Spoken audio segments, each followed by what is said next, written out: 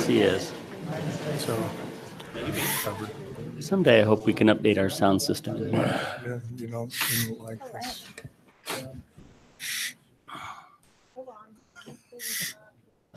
Nothing. Are you okay? Who's presenting from the EAC?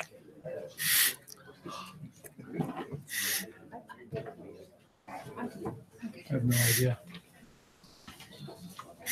What? Well, You spinning? Yeah, they're trying to get me to do it. That's good.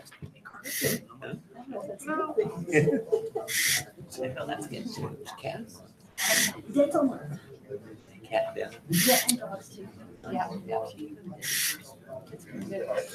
Okay, we're good. All right, welcome to our city council meeting tonight, February 13th.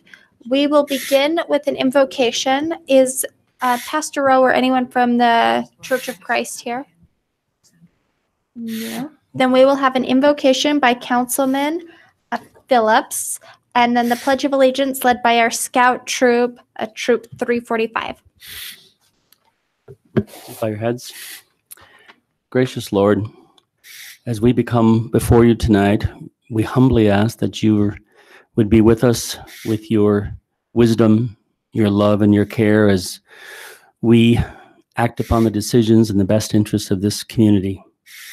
We also ask, Lord, that you reach out and watch over those less fortunate as we are in these cold winter conditions, that you would remember the less fortunate and that you would care for them and watch over them. We would also ask that you keep a special eye for our first responders, our public safety officials, our firefighters, as they work to protect all of us, to make this great community what it is for all of us. We ask that your guidance and your care for this community help us make the decisions to make this the place we all want to be. We ask all of these blessings in your name. Amen. Amen. Amen. Thanks. You guys want to come up?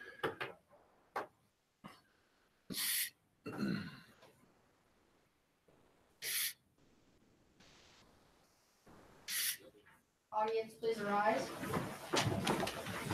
Please follow us in the Pledge of Allegiance. Ready? Begin. I pledge allegiance to the flag of the United States of America and to the republic for which it stands, one nation, under God, indivisible, with liberty and justice for all.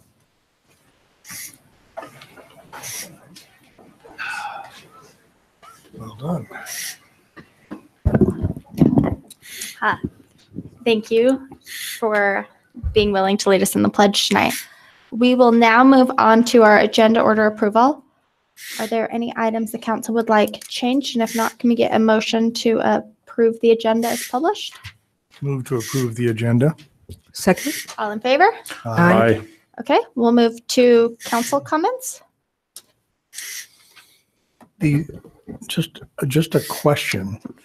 These two water breaks, unrelated and not systemic problems, or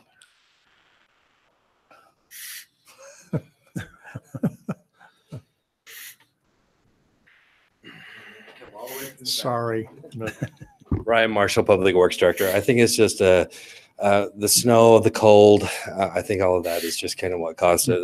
Totally unrelated. The one up on Cove Drive, the water was back on by about 1 o'clock. They've filled the pit with the sand. They've still got it blocked off and that rope blocked off for a couple of days to let that dry out a little bit, which with the storm coming in might be a little bit longer. Then they'll try to probably put some plates over that until we can get in there and get it filled. The one on Industrial Way, it was a temporary patch night before last. Today they had to go in and cut the section out and redo the whole section. Luckily the dairy was provided water from Airport Road, and I think is it Fastenal or one of the others was off another road. So there was only a few of the storage sheds that were out of water for that time period. So they had it down today. I haven't heard by the end of the day if they got that back up and running yet or not. They were working on it at, I think, 3 when I was out there. So I mean, I congratulate our staff and for the work done to quickly repair everything. Yeah. I was just concerned that, It split our resources and we were scrambling, but Yeah. we were able to address it and get it fixed. So we don't see them related or anything that is a no, just really recurring problem. the cold like this, we'll see a few breaks like that. It's unusual to have two mains in the same day, but we see them occasionally when it gets down the slope. Thank you. Thank you very much. While you're up there, though, we'll thank you for all the snow removal again this week. Okay. Thank your staff for all Yep. of that. I So- passed that on to him last time and I'll pass it on again. And I'm sure after this weekend, there'll be more. So Don't walk away. Don't walk away. Are we running out of places to put it? yeah. And we are getting a few of the residents calling and just questioning, can you get rid of some of the piles in front of our house and stuff? But there's just so many places you can push that to. We try to plan it so that we're getting it as clear as we can from driveways, mailboxes, things like that. But, with this much snow and it just keeps coming, there's only so many places you can push it to. So Well, listen, no, we asked for it. We can't be complaining about it, right? there you go. But I do have a question that a couple of businesses have asked me about, and it relates to Main Street and Center Street particularly. And I know those are state highways, but when the snow is pushed up against the intersections, many of the cases, the sidewalks, they were cleared from the store out and from the street up, but there was no one cleared the sidewalk to get from the sidewalk to cross the street. And I honestly don't know whose responsibility that is, but I saw people trying to step through the snow to cross the street. I've noticed that in a couple of places too and wondered. Yeah, I mean, usually in front of the store businesses, the store owner is responsible for that. But at the Right. intersections, it's a good question. I'm not sure I know the answer to that. So Could we I'll look have to into ask that and see. just see, because I saw see if people this- struggling to step over the snow to cross the street. I'll see if the state does anything at those crosswalks or not, and talk to my guys. Okay, Maybe Thank they you. can at least sand them. Yeah. Throw some sand and salt down. Yeah, well, I know when their plows come by, the sand gets out onto the sidewalk. They spread Right. it so it hits out. But I think you're talking about making a little path so they're not. Yeah, go just- through the Yeah, sand. because just a there's pass so piles. people can get through Yeah. it. Yeah. Yeah. Okay. Thank you. Thank you. Mayor, I have a couple things. County Commission approved Councilwoman Hartley to serve on the Water Board, and I'm excited for that. I think Terry's going to be a great asset to that board with her financial knowledge, and I think you'll find it very exciting, Terry, to serve on that. Thank you. And the other thing, I attended a meeting yesterday that was pretty fascinating, and in a lot of our recharge projects, we've put data loggers on those facilities to measure how much water goes into the facility. And the more we can measure this process, the more we can report to the state engineer what we're recharging, and the further that pushes out that groundwater management plan that I've talked about. There was a kind of a neat meeting yesterday. It's a company called the Rural Water Tech Alliance, and they provide SCADA services for these type of projects where they'll come in, and it's a nonprofit, so it's very reasonable, the services they provide. And they go in and they outfit these data loggers with the SCADA so that they capture the data and then they transmit that to the cloud, and it's real time. So with all of our recharge projects and the irrigation companies were also at this meeting, where they can put these same devices on their canals, like up by the visitor center. I think there's 3 irrigation companies. Is that right, Kit, that go off that point? I think there's 3 of them. But they can all measure what they deliver to their customers. And for instance, we were recharging last year in the Phil Smith pit a little bit. But the beauty of this is when you can look on your cell phone and see how much water is being recharged. There might be water getting past the agriculture folks that need that water for stock watering and other purposes through the winter, and they might say, we've got enough, and we can have a gate open automatically and recharge with that water, so we're not wasting any. And as long as we buy the data loggers as a city and put them on our facilities, and I think we already have a lot of them on there, but the water district has pretty much pledged that they would pay the yearly fees for the SCADA, which is about $27 a month per device. And they would pay for that, and possibly pay for that, and through some grants and things, and then monitor that data for in real time. And I think that could there was some people there from Emery County and some that had implemented these in their communities and counties. And it was a great benefit to see what they had. It eliminated a lot of contention between water users because it was all transparent. Everybody knew what they were using. And it's just a really neat thing that I think as a city we could look at and embrace. I don't know what you think, Kit, about that. Would that be helpful to you and your department?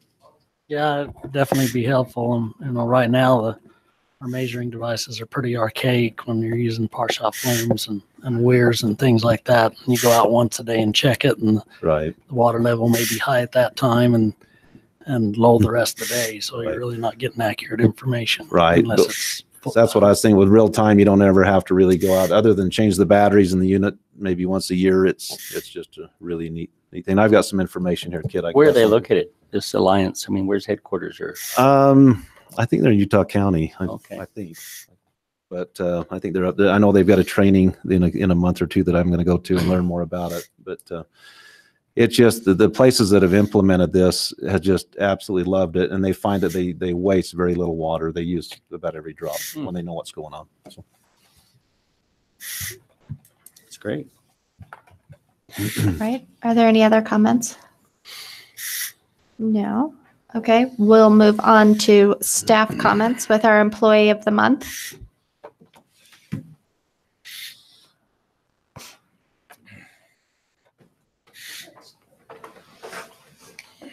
Ryan Marshall, Public Works Director. I have the privilege this month to introduce the employee of the month, Jeff Leonard.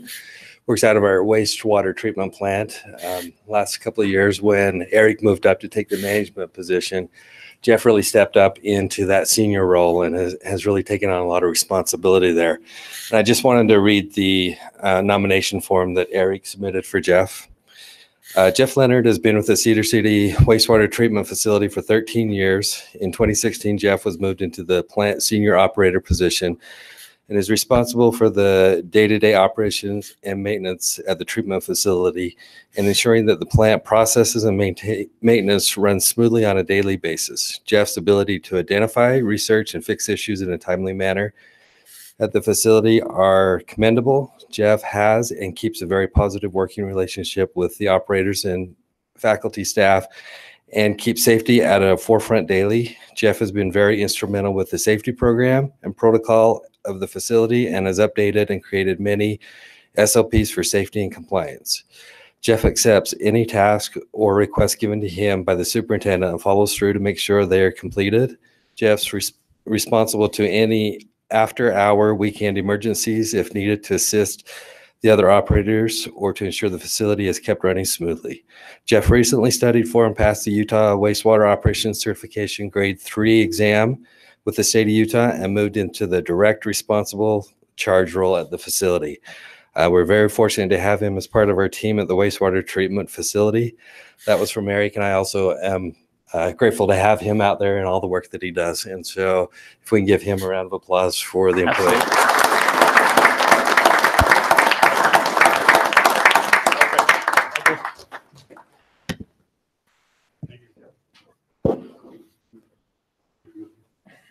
Thank you. Forward to working with you. Thank you.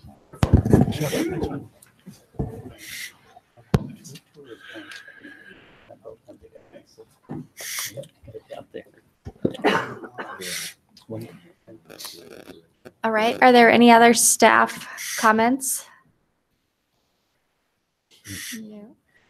Okay, we'll move on to our business agenda with our public comment portion. If there's anyone here that would like to address the council? Yes.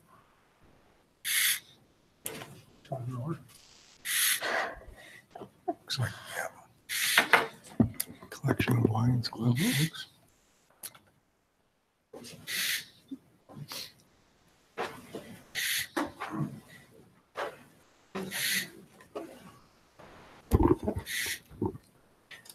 I am Darren Duncan, the past president of the Cedar City Lions Club, and we have several of our members of the Cedar City Lions Club with us today, and we wanted to present a check for $5,000 to the city for the bleachers out at the Cross Hollows Event Center. And Anyway, so we've got a check right here. Wow. How many Thank times? you. Yeah. Yeah. Probably over there, the finance people. Yeah. Jason will end up with it. Thank you. Thank you so much. Thank you very much. Hey, Kimber, I'm not sure you're legit. You're the only one that doesn't have a yellow vest on. Okay. Did you guys want to get a picture, like of them Yeah, giving Yeah, this? let's do. Yeah, let's come around Come here on. and get a picture. Come up here. Take it if nobody else will. She's the mayor. Mayor never saw a photo. I know. She didn't like it. It's true. It is so true. So, But you know, if I was that young, that good looking, I well, probably would do the yeah, same way. that's why Days I are rarely long gone. post. Yeah, that's right. Make sure you're not in the picture. 1, 2, 3. It's true. You were. Thank you. You were a handsome California devil. One of those beach balls. Yeah. So the project, you, Sherry. I think we'd also like to thank the city for your support of our rodeo and the 4th of July and other activities too that we do. Well, thank you for all you do for the community. Yes, thank you. the project that the funds were donated for was to buy some new bleachers out of the arena. Our crews received those in, what is it, December or January? December, and they it took a couple weeks to put them together, but they're nice, they're safe, they're in great shape, and thank you very much. Great. Thank you so much. Thank you. All right. Is there anyone else who would like to address the council? No? Oh, yes. Will you come up to the microphone and state your name? Can I do it just on the number 3, or is it just for 1?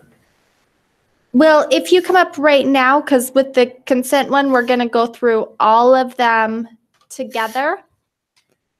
Okay, So, one. yeah, just come up right now. Okay.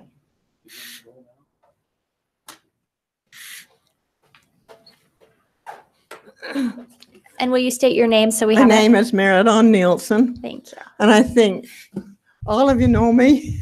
I've been here, I think, for the last 10 years for the same problem.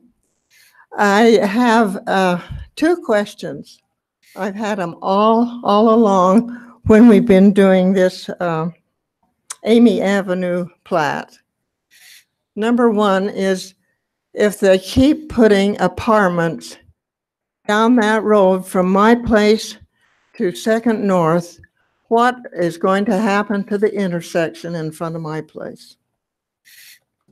What do you want to happen to the intersection in front of your I place? want a light there. Ah, One of the reasons that I was a little bit late today is because I couldn't get out of my driveway.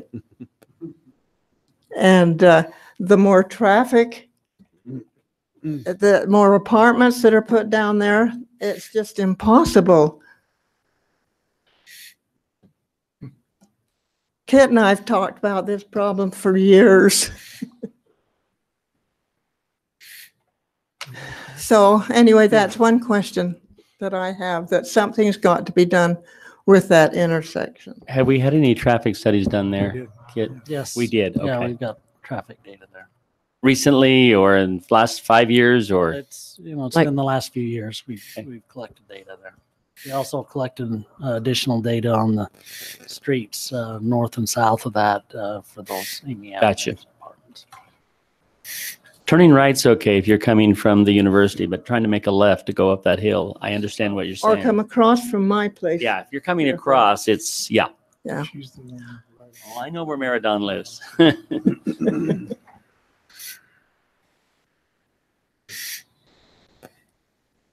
Yeah, right there.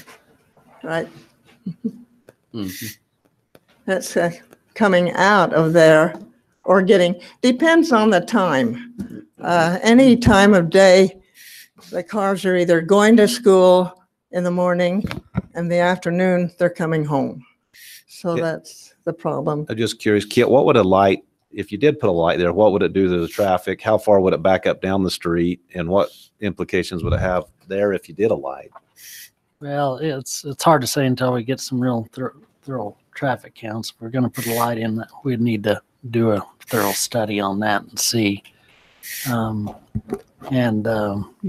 might be a little bit complicated because you're a little bit offset on this intersection here, and we'll just have to see how that would affect the. Oh, I see. Have we ever looked at the possibility like of a roundabout where you've got continuous flow instead of putting a light? Not specifically at this location. We have at other locations. Yeah, I've wondered about a couple of them in Cedar that we've talked about, that if some kind of a continuous flow instead of the light would work or not. I don't know. Her driveway doesn't line up exactly right. Would you? Yeah, I won't. One thing that we could do possibly that would help this intersection out is willing to give up some property? Probably make it line up better with this side here. Right now, the north side of that intersection is basically lined up with the center line of the intersection across the street. So that creates a conflict there for cars pulling in and out of both places. So. Is that city property where the trees and what are on that corner? That's Meridon's property. The road Okay. that goes up to my place right there is a city road. This road is That one right there. But that little piece where the trees and whatnot, Yes, that's my part house. of your property. That's my house right there. And I come out of there into that intersection. Would you, Meridon, would you be willing? Oh, There's a little piece right here, if we line that road up better. This little piece is yours. Yes. Also, right? Yes. Would you be willing to make something work there? Would you be willing to sell or give up some property there to line that up, Meridon, to make it work? To do, what would you do What with it? Terry was just lining out, that little strip of property. What the problem is, the intersection doesn't line up with yours. So that property Yes, to the north side of your driveway, yes. would you be willing to make it work? Would you be Yeah. willing to give up some property, sell it or whatever to make this work? A light or a roundabout or whatever? This right here, this little chunk right here. Well, I'd have to think about that. Okay. Okay. I mean, it's really beautiful what you've done there. I know, But to make, that's why I would have to think. but to make it work, it might be difficult without having that piece line up. Kid and I were talking about putting a curb down that north side. Yeah, coming down here, but if we put the curb in, we probably ought to make it so it comes back here so the intersections line up and we do it right the first time. Okay, the other question I have, what are your plans for that dirt road? 45 North, you mean? The The one that goes Yeah, right the dirt around my property right there. Is that 45? 45. I asked that question last week. Well, I think the long-term plan is in fact, it was on our budget at one time to go ahead and improve that road and a 2-lane oiled road. And that road, like I mentioned last week, can't go on up the hill. It's about a 25% grade or more going up the hill, but it could come in and cul-de-sac in this area right here, and then they could place lots around it. So I think there's good reason to leave that road in there and someday get it improved. And that would also help you out, Meridon, in that you own. That would also help you out. You own all this property in here, and if you ever decide to sell lots on that property, you'll want a road to front those. Well, we don't have to worry about that now, do we? That's restoration. Stick it to it.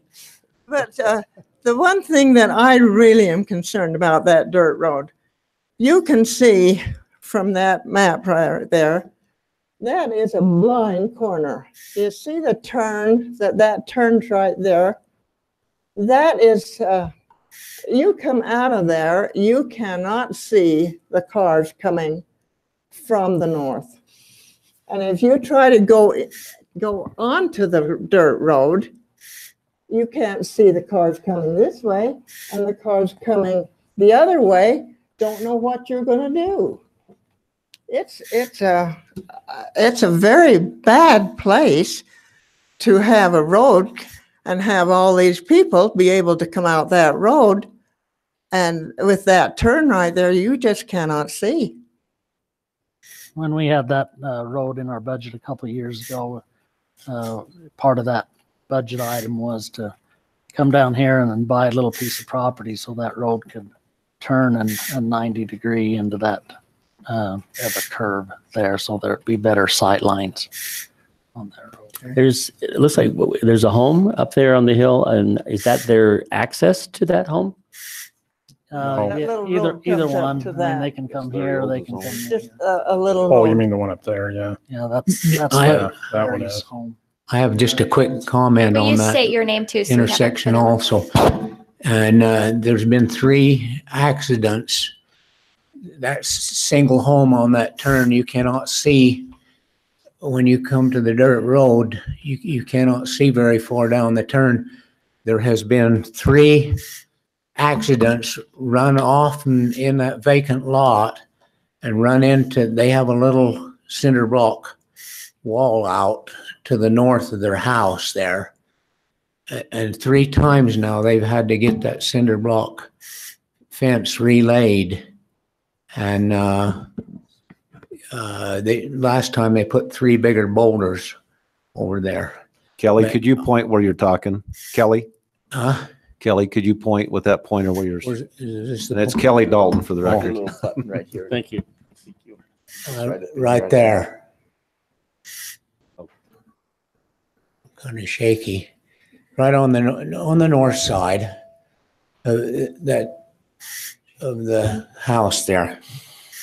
I have some other comments, but do you want to do your business up to where are they going to present before engineering before They we did. have public comment So on they that? did all of that last week. This week is just, it was on the consent agenda, and so the council will just vote to approve it or not on the consent agenda.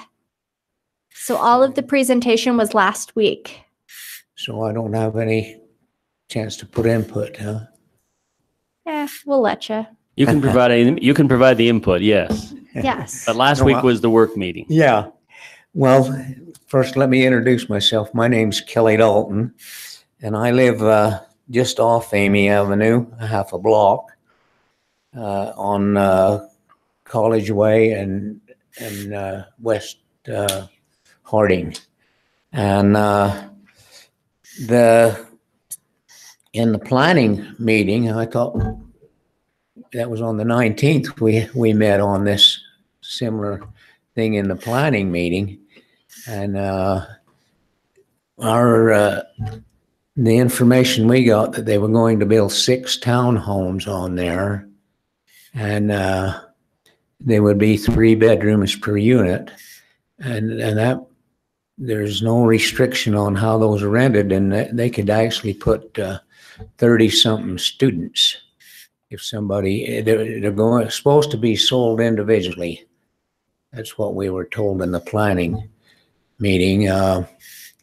And so that if there are a lot of cars, I don't know how many parking spots they had planned for that, but somebody said, well, they park on the street if there's not enough spaces in there. But anyway, that would throw a lot of traffic down this dirt road. And with that blind intersection, you ought to go in that way and come out on this 45 north and come out on a College Way and see how blind that is and how dangerous that intersection is. That was my concern, and that on the housing and the amount of people, that can actually be put in there. I live on West Harding, and the traffic comes out of the townhomes up above there. There's approximately 100 Cedar Villa Garden and those up there. And that would throw a lot more traffic down my way. But anyway, thank you for letting me make those comments. Thanks, Kelly. Thank you. Thank you. So before we leave all of this, I guess my question is, can we look at maybe, and I don't know what we're just moving into budgetary stuff for next year. I don't know what kind of a priority this is, 45 North, or at one time it seemed to be. So is there any chance that we could relook at that again? Yeah, we can always put it on the proposed budget. And See where it lands? Yep. Okay. It's a PUD, and there's no estimates given what it would cost to do that road. Well, that road does not front their PUD, so it wouldn't be in their bonding for that road. So these are the 6 units that are being discussed on the Amy Avenue PUD, and this is 40th North Street that was discussed, and so. Yeah. Kit, what's that triangle behind? Is that park? Are they gonna use that for parking or? No, that's just a steep area that's basically undevelopable. Okay. The owner of this parcel owns that, and it's just really too steep to develop. So. It was steep. I'm surprised they don't use it for parking. Yeah. That seems like a huge part of it. Hi. Hi. I'm sorry to add more to this, but are you okay if I just have a couple comments related to that? If you'll state your name. Okay. My name's Amy Pine, and my husband and I live at 75 North College Way, so I can probably point it out on, I can figure out how this thing works. Button up by your pinky. There we go. So we've got there's that 45 North and then the empty lot there, and we're just right there. So this is the proposed development area. And both of the previous speakers have pointed out safety concerns with that road. And we definitely agree with that. We've also got some concerns about privacy. So I'm just going to run through that really quick if that's okay. So just that there are some unintended consequences with the rezoning of this from an R1 to an R3, and then developing this high density housing. And it's the community who pays for this, not the builders or those who stand to profit from it. As was pointed out, 45 North is a narrow road high on a hill, and it's not wide enough for 2 vehicles. And then as Mr. Dalton was pointing out, there's potential for, if we've got 2 people to a room, potentially up to 36 people who are going to be going back and forth there. And presumably that would be a great place for students to live. So that's going to be a lot of people moving in and out of that area. So it's a decent dirt road, and it cuts off an extra stop sign. That's the quickest way to get to campus and to any other amenities. It's the south end of town. So people will without a doubt be using that road. And so it creates a hazard because there's no room for 2 cars to be passing on that road. One of our big concerns is that road also overlooks 5 backyards, including our own. And from that road, anyone can see right into our bedroom, right into our kitchen, the entirety of our backyard, as well as our neighbors. And if it was just a single family dwelling, it's not going to really have that much of an impact, but because we have potential for that many people being in there, and also there's more of the transient nature, potentially if it's student housing, that's going to have a lot more of an impact on us. This road also allows direct visual into the house right on the corner of 45 North, and that's a house where currently it's an all-girls college house, so we've got a bunch of young female students living there. So it looks right into their windows as well.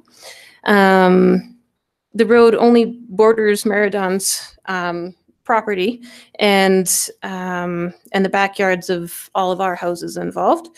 So closing the road in its entirety from Amy Avenue, so where that development is proposed, right out to College Way, isn't going to impact anybody's access to our properties. As Meridon pointed out clearly that she's not planning to be subdividing or having any use for that road. So closing that road would serve to maintain the safe road, the other route that would take a little bit longer but be safer. And also keep from creating unnecessary hazardous driving conditions, and most importantly, help keep the privacy of the community in that area. If the council allows the rezoning and development of high-density housing in single-family residential areas, it must consider all of the impacts to the community it affects, especially when it comes to safety, as was pointed out, and privacy. If the council had the ability to see this road and its impact, it would be probably a pretty obvious decision. If you consider that this was your own home, how would you feel with people driving back and forth at all hours of day and night? It's quite an invasion of that privacy. So I guess we would just ask that you consider not only the proposal and the builders, but also the people who live there, and just consider the impact on that small community and have some respect for the privacy of the people living there as well. So we would propose that that road is actually closed because it's not necessary, and it's going to eliminate some of the questions that we've been wondering about as far as safety, and also address a large part of the privacy concerns. So thank you. Thank you. When was that property rezoned? Because we weren't rezoning it as part of this project. Has it been R3 for a while? Do you know? I can't recall. I think it has been R3 for quite a while. Yeah. I'd have to research that. Yeah, just so you understand, we're not changing the zoning, so the property owner has those rights under the current zoning on the property. I don't know when that was done, That was a but problem for us too. We didn't know either, so happened, and now this is potentially going. yeah, it could have happened years and years ago. Yeah. Yeah, it's been years ago. Um, I'm sure it's in the 80s, probably. I don't know, what's the possibility where the property owners aren't developing it? That's who usually pays for the road, of just like putting some of those concrete barriers up and blocking that road from access until at some point, rather than spending the money to develop it. I don't know what issues that causes. So what Kit and I were talking about was who owns that property where that dirt road is on. You look that up, and that's city property. Yeah. So if we wanted to block that, we could do that. So you have some emergency access that you could have to those neighborhoods. That's one thing to consider by having that traffic flow go all the way through. The other thing is we don't want to block it off and cut Larry off. He's got to be able to get home. I guess you could just block it off. Is that what he uses No, to we go could- up the hill, or does he go around into his property? I don't know. But that seems to be the way you get I to think Larry's that's the house. way he goes. Okay. You mean along Amy Avenue or up 45? No, on 45. 45. But he'd be the only one using it if say the street Amy got blocked off. Would that be possible? Just to block Amy so they can't use 45 Until such time as it's developed. till later. Yeah. That'd still allow Larry to get to his house. Yeah, we might want to talk to Larry and see what he feels about it. I mean, we don't want to cut somebody off from getting to their home, whether it's No. Larry or anybody else. No. But I'm saying if the barriers were on Amy, We're at the end of Amy End of Avenue, Amy, so so it they- would they prohibit those can't people. access it from the north onto 45 and just leave the bottom open on College Way. Probably depends on what way he goes to his home. If he uses both, then If it rains and snows, I'm guessing he's using the asphalt, but I don't know. I haven't talked to him. yeah. Well, that's Well, that's what we're trying to talking about, yeah. decide, what, if they use both accesses to get up there or not. Do you know where you live there by him? Most of the time they use Amy Avenue, but at times there are cars that go over the dirt road, 45 north. I mean, we can look into Yeah. these different options. And just report back Yes. kind of with the findings. Yeah. Probably couldn't block it off permanently because this property right here fronts that, and that would be a definite detriment to that property to eliminate that road. Do we use it for any maintenance up there, Kev? No, not, I don't think there's a lot of maintenance. They can come in the other way. The Through only Amy? thing we really maintain up there is that detention pond Little pond, isn't by there? Larry's. If we don't, so there's a little detention pond up there. If we don't maintain it, then when the summer rains come, we get flood issues. Sure. So that we need access for that too. Well, let's look into it and then we can report back and see what the findings were. Okay. Are there any other public comments? No? Okay. With that, we'll move on to the public portion with the consent agenda. Item number 1, approval of minutes dated January 16th and 23rd, 2019. Ratify bills dated January 14th, 2019, and approve bills dated February 11th, 2019. Approve vicinity plan for Amy Avenue PUD. Approve vicinity plan for Willow Creek subdivision. Approve the final plat approval for the Fields PUD Phase 3. Approve final plat approval for Old Sorrel Ranch subdivision Phase 1. Approve the purchase of the golf course pump station, part of Phase 3 irrigation plan for Watertronics in the amount of $172,354. Approve bids for Interstate Rock Products in the amount of $787,234.88 for Main Street water line replacement project. Approved bid from Smith Construction in the amount of $2,048,817 for the 400 West Sewer Project. Approve a public utility easement to Rocky Mountain Power to run power line across city property to the animal shelter. Approve bids for Munford Building in the amount of $136,793.20 for the Coal Creek Main Street Diversion Primary Sand Separator Project. Approved proposal from Lewis, Young, Roberts, and Birmingham in the amount of $48,075 to update the Cedar City impact fee. And that is all of them. All right. Motion to approve. Second. Oh, sorry. Who wants to second it? Councilman Ison is dying. All right. All in favor? Aye. Aye. Okay. Thank you. Okay, we'll move to the action agenda. Consider an interlocal fire agreement with the town of Cedar Highlands. Oh. Wow, you're back. Yes. Any questions? Mike Phillips, before the mayor catches me, from the fire department. Any questions from the council? So I added one additional line with saw some that. concerns from Mr. Cousins. But in speaking with Chief Phillips, their fire system is ISO rated. ISO recognized. Recognized. Anything else you want to say along that?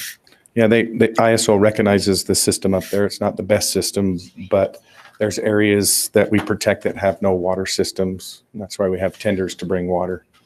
So it's not out of the ordinary from others that we are protecting. Not in the county, nope. Thank you, Mayor Dunn. Okay. So those fire hydrants are spaced. I don't know if they're spaced perfectly. I know there's some issues up there when the system was originally put in, but ISO recognized it in the last audit. They went up there, they got all the flow information from the Water Conservancy District. So we're covered as a city. If we make this agreement and there's a fire, there's not enough hydrants, we're not held liable, right? Well, it's no different than areas out in the county where we don't have any fire hydrants that we protect. Okay. So Woolsey's Ranch and Churches Canyon and the east side of the freeway, there's all over the place that we protect that have no hydrants. That makes sense. I mean, the nature of the agreement is pretty much buyer beware. I mean, Correct. Yes. so And so my only stall with including that additional language is we didn't require that from the county or Enoch or Canaryville. So would you recommend that we don't put it in there then? Does it create more liability by bringing it in there, or? No, it doesn't create more liability. Is it something we'll want to put in the future agreements with those cities that you just mentioned? Yeah, when we renew it, we could, if chief is concerned about their system. Because maybe this is the beginning of something just to refine the certain interlocal agreements. Yeah, when it comes to the city standpoint with Cedar Highlands, I mean, we're running the ship here. They don't have a lot of options. If we want to leave it in there, then that's just fine. But we didn't include that with the other municipalities. And if their form of government changes, it's no big deal to get out of this, right? No. At any time. I would suggest we leave it in there. in fact, I move to approve the interlocal fire agreement with Cedar Highlands. Second. All in favor? Aye. Thank you. Thank you. All right. Item number 14, consider an ordinance amending city ordinance 2694 to require home occupation applicants certify that their home occupations will not be in violation of any applicable CCNRs. So since our last meeting, I made that amendment that Mr. Adams recommended. Basically, it just says the applicant needs to just certify that their home occupation isn't going to violate any CCNRs that may regulate their dwelling. I also provided a copy of the updated application where you could see that language where they'd certify. Yeah, saw that. That's great. Thanks, Tyler. So I'll make a motion to approve it. Second. All right, we'll do a roll call vote. We'll start with Councilman Adams. Aye. Nay. Aye. Aye. Aye. And with that, and Move to adjourn this meeting and go into closed session. is there a second? I'll second that motion. Okay, we need a roll call vote. We'll start with Councilwoman Hartley. Aye. Aye. Aye. Aye. Aye. Thank you. Yeah, I mainly wanted on the application. Yeah, I just worry about giving any impression that we're going to be involved in any CCR issues at all. That's my only concern. I mean, I don't think it's a big deal. You can't. Sure they Yeah. The fields. And I know they're there too. They were daily developers. I kind of did it for the Board of Adjustment. And that wasn't the issue. I didn't realize it was on a while. They might not have approved it,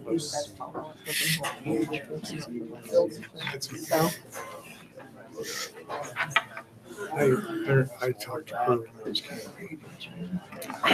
She says, "What are you going to do with this?" Cedar lands. I said, "Yeah." Not for him. Oh, come on. I won't be It's in not like this is forever. Yeah. For who? Hardworking government employees. It's almost as bad as the school board. I'll get something tomorrow. Then I really won't come in at all. Good. You realize you being nice. He was one of the You're not contracts that we were looking at. What? Because I was smiling. I All was of the a only one smiling sudden. out there. I know. Everybody else Not- was They staring won't. at you. For some reason, we won't be able to get it signed, so. That's fine. Just tell my clients it's your fault. I'll get signed, drop it off this morning. Hey, Hey, I just think I did engineering work. All right. So But guess what? Get out. Tim, you've overstayed your welcome.